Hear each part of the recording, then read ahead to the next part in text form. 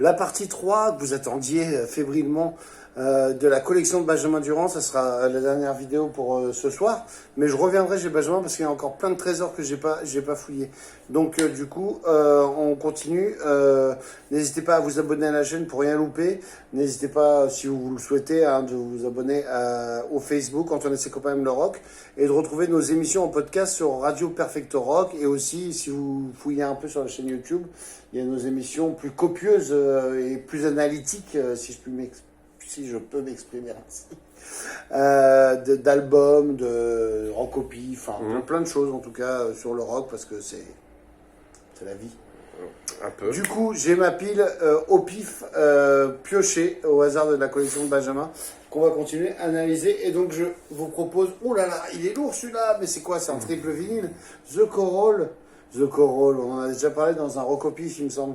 Mais là, c'est des single collection. Mais qui aurait cru qu'un groupe aussi récent puisse avoir une triple compilation single collection? Bah, triple compilation, c'est une compilation, c'est un disque simple en fait qui rassemble les singles des années 2000. L'objet est magnifique. Et ensuite, c'est des raretés qui sont dispatchées sur 2 disques. Les raretés, c'est-à-dire qui étaient quand même sortis avant ou qui sont non, parce que c'est des morceaux live, des titres live en studio, des reprises. Il y a Everybody's Talking. Parce qu'on est dans les Corolles, c'est un groupe qui a été fondé au début des années 2000, donc ouais. On n'était plus dans l'ère du CD single, donc vraiment ils ont mis des choses c'est assez copieux. D'ailleurs, l'objet est somptueux. Ouais. Putain, j'ai envie de le déballer, je vais pas le faire. Mais voilà, The Coral, quoi, c'est un groupe. Oui, fais-le toi-même. Un groupe donc qui est associé à Liverpool, même si effectivement on le dit, on l'a déjà dit, qui est sur l'île d'en face. C'est de l'agglomération de Liverpool, voilà, mais c'est un groupe de Wirral, donc la péninsule qui se trouve de l'autre côté de la rivière Mersey. Donc ça c'est le disque avec les singles, effectivement. Donc là tu as les vrais singles, mais les singles ne sont pas sur les albums, ils avaient encore conservé ce truc-là? Non, si, c'est tout est sur les albums. Ah d'accord, ouais, ok. Il y a juste la version de Shadows Fall qui est la version qui n'est pas la version album. D'accord, d'ailleurs c'est marqué original dessus. Et donc les raretés, 2 disques de rareté, c'est ça. Oui, c'est un très bel objet. Ouais, c'est vrai que c'est magnifique. Trouvé à Nantes en plus chez un disquaire complètement isolé dans un petit quartier résidentiel. Je connais pas assez Nantes pour pouvoir vous redire le quartier. Ah oui, d'accord. Le nom du Magnifique, le nom du quartier, mais très petit disquaire très très sympa. C'est pas sur une des îles, mais c'est un peu à perpète par rapport au centre-ville. Donc ça, c'est un truc que tu t'es fait un plaisir, que tu devais être content de trouver, toi qui es, j'ai pas envie de faire du name dropping, mais qui est limite pote avec le premier Bill, le premier guitariste, c'est ça, hein, je me trompe pas, il s'appelle bien Bill, Bill Ryder Jones, oui. Bill Ryder Jones, donc pour toi, c'est super d'avoir trouvé ça. En plus, c'est marrant d'avoir trouvé ça à Nantes, quoi. Ouais, c'est exactement. Quelque part. Exactement. J'avais un peu lorgné sur celui-là à Liverpool. Et tu dois en trouver des caisses, quoi. Bah, en tout cas, c'est plus simple. Mais là, oui, là, le trouver à Nantes, c'était. Mais ça, je suis persuadé que ce genre d'objet peut vraiment, par rapport au standard rock classique, peut vraiment trouver une cote dans les années à venir. Ouais. Parce que vraiment, les Corolles, c'est vraiment un groupe à composition assez dément. Et je répéterai jamais assez combien ce groupe mérite d'être découvert. Et quand je le dis, je me le dis à moi-même, hein, parce que je devrais plus écouter ce groupe. Ah, ça. Et donc, on part sur un autre objet. The Dreaming. On a parlé de Kate Bush déjà depuis qu'on a la soirée, il me semble que oui. Sur le dernier. Non, pas du tout, je crois pas. Donc le premier Kate Bush de ta collection, mais tu en as plusieurs. Oui. Et d'ailleurs, c'est marrant parce que moi j'en ai aussi quelques-uns, je vous les présenterai dans une autre vidéo. Mais c'est The Dreaming, évidemment. Album, on peut dire concept, avec une face. Non, c'est pas celui-là, non, je confonds avec Hounds of Love peut-être. The Dreaming, c'est quoi? Je crois. Donc c'est une édition française, c'est le 3e album de Kate Bush et 4e. 4e, donc c'est quoi alors? Il y a le fameux premier album avec les tubes Wuthering Heights, Oui, The Kick Inside. Et après tu as Joe Lionheart. Lionheart. C'est génial quand même là-dessus. Oui, c'est génial.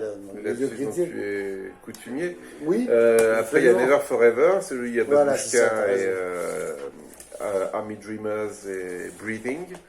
Et donc celui-ci qui est un petit peu l'album qui à l'époque n'a pas trop marché, hein, qui est vraiment très très bizarre, mais qui est... Pourquoi les gens l'attendaient? Ils ont été déçus Ah par bah, la il promo qui a été est... faite et ça? Non, C'est non, quoi non, les non. gros, c'est quoi les singles qui a sur ce truc-là? Bah, Sat on Your Lap, c'est le single qui a le plus charté, mais je suis pas sûr qu'il ait fait un top 10. Non, bah, les chansons sont quand même encore un peu plus compliquées que sur les albums précédents. Et ouais, les gens, ils ont un peu perdu le fil, etc. Mais par contre, il y a beaucoup de musiciens, etc., qui ont été complètement traumatisés par cet album. Et c'est un peu, pour être un peu méchant radicalement, etc. En fait, il y a déjà tout Björk qui est là-dedans. Non, c'est pas méchant. C'est assez incroyable. Il y a pire comme source Non, mais d'inspiration. on écoute ça, t'as le sentiment que Björk, elle a rien inventé du tout, quoi. Mais c'est pas un Donc, sentiment, c'est la vérité. Donc, non, c'est un album absolument magistral. Oh là là, qu'est-ce que c'est ce petit bonhomme, vous le savez, hein, moi je l'ai reconnu, même moi, donc c'est marrant et c'est un beau pressage que tu as de ça. Eh oui. Donc voilà. Taking Tiger Mountain by Strategy. Ah, mais tu vois, ils sont tellement en bon état, on voit que c'est... Le deuxième. Je sais pas si c'est de la réédition, mais Oui, en tout c'est cas, une réédition. c'est une réédition, mais putain... C'est une réédition un peu pirate, mais c'est une réédition, oui. Tu veux dire que c'est pas un truc Et officiel? ça, j'ai trouvé, figurez-vous, à la mairie de Levallois-Perret, et je ne rigole même Ah, pas. mais je me souviens quand elle est là avec ton pote avec qui tu fais des DJ sets, ouais, au Pop-In, Voilà. fameux bar parisien de la rue Hamelot, qu'on salue d'ailleurs, toute l'équipe. Donc on n'a même pas dit le nom Donc d'artiste. le deuxième album de Brian voilà. Eno, le deuxième album solo de Ouais, Brian d'accord. Eno, qui est monumental, hein, comme de toute façon les quatre premiers albums solo chantés de Brian Eno avant qu'il commence à faire de la musique ambiante. Et Ouais, c'est vrai que ça... les compos sont incroyables, le casting des musiciens est assez fou, hein. On regarde, il y a évidemment les Roxy Music, Andy McKay, Donc, Manzanera. on ne voulait pas, hein, Il y a les Phil- Roxy Music. Il y a Phil Collins à la batterie quand même. Ouais, quand même, je sais pas si c'est bien ou pas. Il y a Robert Wyatt. Tant qu'il produit pas, ça va. Robert Wyatt est là. Ça, c'est chez Roulort. Et ils sont très très amis, Brian Eno et Robert Wyatt. Ouais. Robert Wyatt, encore ex-Soft aujourd'hui. Machine, évidemment. Et, Vous l'aurez déduit par vous-même. et il y a notamment évidemment le fameux titre, peut-être le plus gros tube entre guillemets de Brian Eno, qui est Third Uncle et qui est notamment connu par sa reprise par le groupe gothique Bauhaus au début des années 80. Donc vous l'aurez compris, une collection publique de niche. Et c'est bien pour ça qu'on est là. Et ben d'ailleurs, transition toute tracée avec un album de Brian Ferry Son en premier solo. album solo. Le premier, These Foolish Things, Donc, avec cette reprise de Sympathy bah, for the c'est un Devil. album de reprise. En fait, c'est à cause de cet album-là que Bowie a ensuite eu l'idée de faire Pin-Ups. Alors du coup, ça date de quand ça? C'est C'est juste avant 73. D'accord, bah, c'est la même année que Pin-Ups, carrément. 72, 73, ouais. D'accord, donc du coup, on retrouve reprise de Dylan, Hard Rain's Gonna Fall. Incroyable reprise. Piece of My Heart, Baby I Don't Care, It's My Party, qui était popularisé par Leslie Gore à l'époque. Attends, il y a Child of My Tears de Smokey Robinson. C'est pas mal. You Won't See Me des Ah, Beatles. putain, You Won't See Me, chanson incroyable. Magnifique évidemment. version. Ah oui, non, mais attends, il faut qu'on Très grand disque. j'écoute ça. Très très grand disque. Alors voilà, la pochette elle vaut ce qu'elle vaut, mais en tout cas... Ah non, j'ai cru qu'il faisait un pouce levé, comme ce que vous allez mettre sur nos vidéos, comme ça. Mais non, Mais non, vraiment. mais alors ça c'est une curiosité. Alors du coup, qu'est-ce qu'il y a dessus? Il n'y a pas grand monde que je connais. Ah, ben, il y a Manzanera, oui, tu l'as déjà dit, il y a Manzanera, mais... Non, j'avais dit pour Brian. Et Jesse Davis quand même, le chicanos du Rock'n'Roll Circus, avec accompagnateur de plein de gens, enfin... ouais, non, Non, sympa. c'est pas le même. C'est pas Jesse Ed Davis, non. Parce que c'est backing vocals. Eh ben, pourquoi pas, il ferait pas des backing vocals, ça veut dire. Je pense pas que. Et bon. Peu importe, continuons. Ouh, la vache. Mais surtout, regarde la bonne surprise qui t'attend quand tu vas sortir le disque. Ah oui, c'est ça, je crois que c'est ton pote Rafou de Manchester qu'on embrasse, que tu embrasses, parce que moi je le connais, il m'a croisé 3 fois, même s'il a dû tomber en admiration. c'est que c'est le pressage réédition, en fait, mono, non? Ou c'est quoi le... Rappelle-moi cette histoire. Parce que Bah, c'est vrai regarde les titres un petit peu, lis de temps en temps. Ah bah c'est Help! Voilà. Ah bah c'est marrant, ça m'est déjà arrivé sur une vidéo des Beatles, que j'avais pas le bon disque dedans. Mais là, c'est arrivé, Génial. c'est arrivé à mon ami Raphaël, effectivement, quand il a reçu, très heureux bien sûr, le coffret mono, Beatles mono qu'il s'était offert. Il ouvre son With the Beatles et il se rend compte que dans With the Beatles, il y a Help, alors qu'évidemment, il avait Help aussi. Et donc, il a contacté Universal, donc l'éditeur du coffret, qui lui a dit, bah écoutez, gardez le disque en trop, on vous renvoie à With the Beatles. Ah oui, ils vont pas renvoyer le coffret, quoi. Non, on vous renvoie à With the Beatles normal, et donc, bah, vu qu'il lui restait ça sous les bras... Tu crois que c'était une erreur de série, ou... Bah, je sais pas. C'est Non, drôle, cette histoire. Oui, ça devait être donc, ça. Du coup, on a envie de parler de With the Beatles, mais j'ai du coup, hérité de ça. Ouais, bah, du coup, c'est pas mal. T'as un Help dans une pochette de With the Beatles. C'est génial. Tiré du coffret mono, quoi. Voilà. Ah, c'est génial, Le ça. son est incroyable. Bah oui, ça, de toute façon, les rééditions. Alors Le là, pour son le coup, est incroyable. voilà encore un exemple de réédition absolument parfaite. Enfin, c'était déjà le cas en CD. Et puis, bien sûr, de récupérer tous ces mixages mono sur les Beatles, c'est. Oui. On peut pas écouter ça. Et notamment sur Help, non, mais je veux dire sur Help, les audiophiles. Il y a quand même un truc intéressant sur le mixage mono de Help, c'est que la piste vocale de Lennon est complètement différente de celle de totalement. stéréo. Non, mais c'est vrai que c'est. Je le sais. Non, mais non, je dis totalement parce que ça peut paraître un détail pour vous, mais pour nous, ça veut dire beaucoup finalement. Oui, next. Next, on est sur ah bah là, j'étais avec toi quand t'as acheté ça la semaine dernière. Sur la BO d'un James Bond, j'allais dire James Bond, non, la BO d'un James Bond. Alors ça, je sais pas, je sais que t'es un peu fanatique des James Bond, donc c'est pour ça que tu l'as acheté. Je suis fanatique des BO de John Barry, surtout. D'accord. Et c'est pour moi la plus belle ex-aequo avec celle de Thunderball, Opération Tonnerre, donc le fameux seul James Bond interprété par George Lazenby. Et en plus de ça, il y a même une mini histoire soap-opéra française, c'est que c'est la musique de film que John Barry compose quand Jane Birkin le plaque part avec Gainsbourg. Et il y a une vraie tonalité très mélancolique là-dedans. Et en plus de ça, vu que John Barry voulait marquer le changement de ton de la série de James Bond avec le départ de Sean Connery pour l'arrivée de George Lazenby, il a l'idée fantastique, en plus c'était d'actualité en 69, d'inclure dans toute la BO, il y a le Moog, les synthétiseurs Moog. D'accord. Et ça donne une tonalité à cette BO absolument incroyable. Il fait des trucs géniaux, vraiment des trucs géniaux avec le Moog.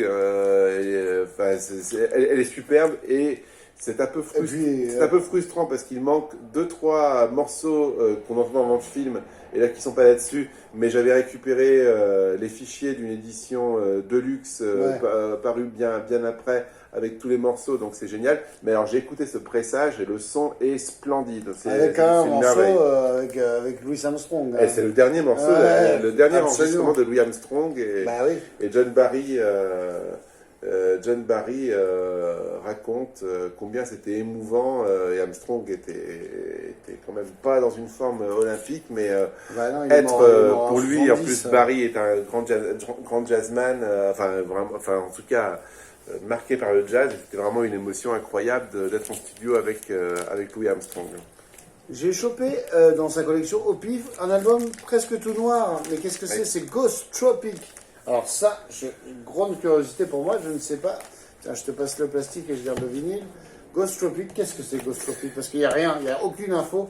Donc là, je suis bien... Sur la tranche. Oui, sur la tranche. Il faut voir que c'était un album du groupe Songs Ohio. Absolument, mais je ne connais pas le groupe pour autant. C'est c'est une découverte tardive pour moi parce qu'en fait c'est un groupe qui est opéré à la fin des années 90 et dans les années 2000. Mais en fait le nom du groupe est un prétexte parce que c'est surtout le projet principal d'un seul personnage, mais un vrai génie de cette époque-là, un vrai génie qui mérite, qu'on va sûrement redécouvrir dans les années prochaines parce que tous les gens un petit peu fans de ce qu'on appelle ce courant qui s'appelle l'Americana, c'est-à-dire une musique de rock indie américaine mais très très countrysante mais qui parle beaucoup de l'Amérique, du Midwest, etc. Et voilà, ce mec, Jason Molina, c'est vraiment le maître de cette musique-là. Ghost Tropic, c'est sans doute son album le plus sombre. Les spécialistes disent que c'est un peu l'équivalent de Closer pour Joy Division. Ah d'accord, carrément. Donc voilà, c'est un disque vraiment très très... Mais la voix de Jason Molina est complètement traumatisante, Je vous belle, mettrai le lien en hantée. sous-titre. Je vous mets le lien en sous-titre. Et c'est un album vraiment superbe, mais pas forcément à mettre quand vous êtes au plus bas de la dépression non plus. Quoique, des fois, ça peut aider. Ça peut aider, soit toi qui aimes bien la musique dépressive. Alors là, je prends un vinyle, je ne sais absolument pas ce que c'est une pochette magnifique. Je vous le montre. Et je vois juste, Quand en même. gros, un sticker, et non pas un stickers, parce que ma femme me dit toujours, tu dis toujours un stickers. Non, un sticker avec marqué Produced by Mick Jones, donc le mec des Clash, On évidemment. voit là sur la photo. On puisque, voit là bien sur sûr, la c'est photo, il faut le savoir, parce que la vache... Big Audio il est un peu, et Dynamite. là, on reconnaît un peu sa mâchoire sur la... Big Audio Dynamite, bien sûr, le projet à succès, à très grand succès. Hein, On comme a Mick trouvé ça Jones, pour une bouchée de pain, ça. Ouais, j'ai trouvé ça à Nantes d'ailleurs C'est un également. disque assez... Ouais, non, oui, dans le Avec, quartier du Champ de c'est- Mars, dans ce disquaire, les gens qui les Nantais, c'est un disquaire qui se trouve dans le quartier du Champ de Mars, juste avant qu'on passe le pont CBS. pour, voilà, et c'est, non, bah, et puis c'est. Le disque est bien ou pas ou Ah c'est- bah oui, non, mais c'est génial, bah, c'est un espèce de mélange de rock. J'aime bien quand il m'a de racheté rock une comme si hip-hop. j'en avais pas, tu vois. Bah non, mais le problème, c'est que tu ne sais pas vraiment Ah, d'accord, bien sûr. mettre des vinyles correctement D'accord. pour que ça soit Bien sûr. bien comme il faut. Ça, j'adore ce ton-là. C'est un peu ce qu'on retrouve dans les émissions sur Radio Perfecto Rock. Le mec, c'est mieux que tout le monde, j'adore. Bah, oui, Il en a tout cas, besoin d'affirmer un je truc sais- comme ça. Je sais mieux comment j'aime que mes En tout disques cas, soient rangés. voilà, hein. c'est ça. Mais c'est pour ça aussi que c'est un peu délicat pour moi de venir et de Bah, piocher absolument. dans ton émission. On continue, on va finir. Là, on a une belle... on a déjà des bonnes vidéos. Alors, ce n'est pas un Pink Floyd inédit, parce qu'on pourrait le croire avec cette pochette Indus. Qu'est-ce que c'est que ce Unknown Mortal Orchestra? Eh ben, c'est un excellent groupe américain des années 2010.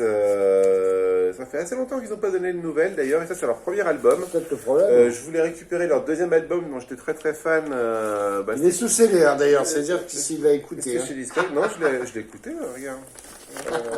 Non, je fais une petite blague, j'ai cru qu'il était sous CD. En Non, tout non, cas, t'as bien gardé le il est plastique. juste. Non, c'est son côté. Voilà. C'est pas un Never Dual Moment. Et donc.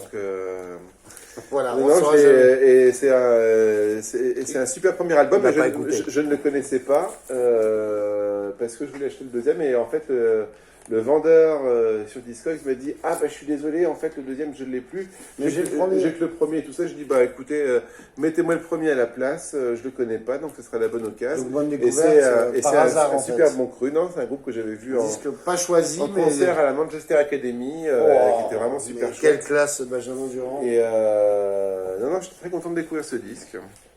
Eh ben écoute, est-ce que tu étais autant content de découvrir ce disque qu'on connaît tous, enfin, qu'on connaît tous, je suis un peu snob, mais The Laz, évidemment, paru en 90, L'unique album. l'unique album, même si le single que vous connaissez peut-être était paru, je crois, 1 ou 2 ans avant. Ouais. Ouais.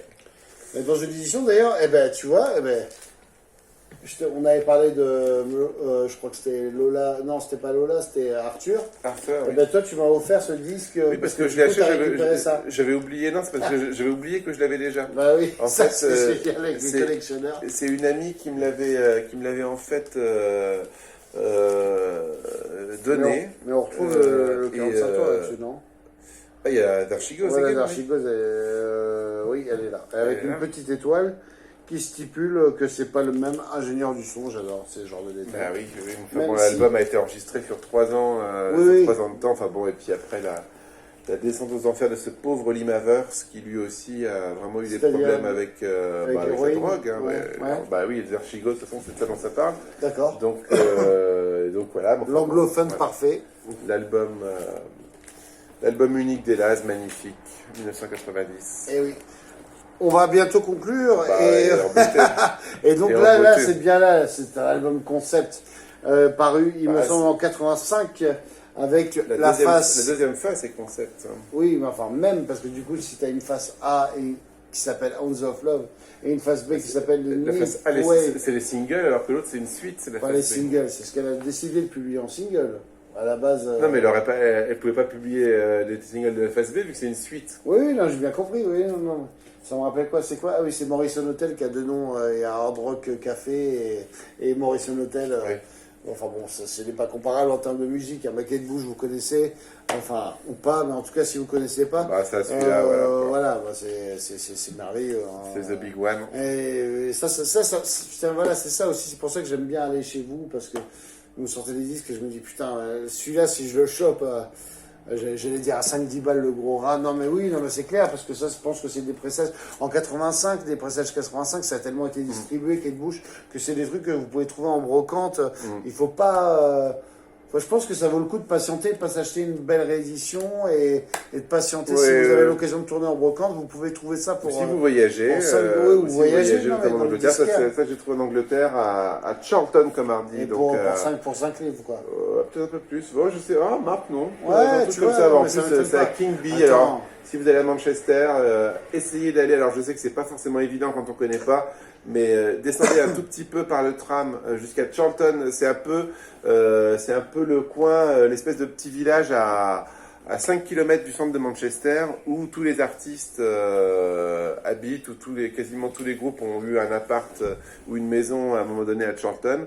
Et il y a un super disquaire juste à côté du arrêt de tram qui s'appelle King Bee. Alors c'est marrant parce que je me disais, putain, ça passe tellement vite le temps avec toi, mon lapin. On est déjà à 21 minutes, ça va péter mon ordi. Et donc, on va vous présenter le dernier disque et je promets, Benjamin, que je reviens très vite C'est vrai pour finir. Ah ouais, carrément. Et puis peut-être que tu peux venir, toi, dans la semaine, analyser mes 45 tours dans ma forêt. Et bien sûr, la meilleure discothèque de Boissy-Saint-Léger. Je pense que je peux y aller.